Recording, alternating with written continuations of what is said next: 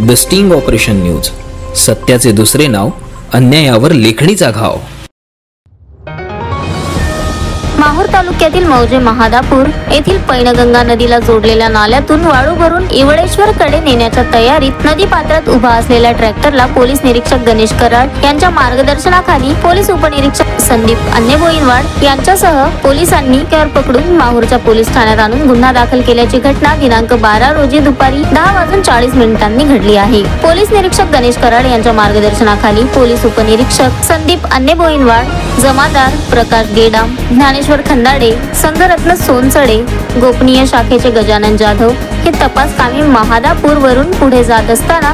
त्यांना नाल्यातून वाळू भरून नेत असताना ट्रॅक्टर दिसल्याने त्यांनी त्याला पकडण्याचा प्रयत्न केला असता त्याने ट्रॉली नाल्यातच सोडून ट्रॅक्टरची मुंडकी घेऊन पळून जाण्याचा प्रयत्न केला, परंतु पोलिसांनी त्यास रंगेहात पकडून माहूरच्या पोलीस ठाण्यात आणून जप्त करत गुन्हा दाखल केला आहे। त्यामुळे वाळू तस्करात दहशत पसरली असून कुठल्याही प्रकरणाची चोरी खपवून घेणार नाही असा इशारा पोलीस निरीक्षक गणेश कराड यांनी यावेळी दिला आहे। घटनेचा तपास पोलीस निरीक्षक गणेश कराड यांच्या मार्गदर्शनाखाली पोलीस उपनिरीक्षक संदीप अन्नेबोईनवाड यांच्यासह पोलीस करत असून वाळू तस्कर सततच्या पावसाचा फायदा घेत नाल्यातून वाळू तस्करी करण्याच्या प्रयत्नात असल्याने पोलीस निरीक्षक गणेश कराड यांनी दोन्ही वाहनांद्वारे पोलीस स्टेशन हद्दीतील सर्व गावात रात्रंदिवस पेट्रोलिंग वाढविली आहे। Shankar Bhalerao, the sting operation news, Mahur.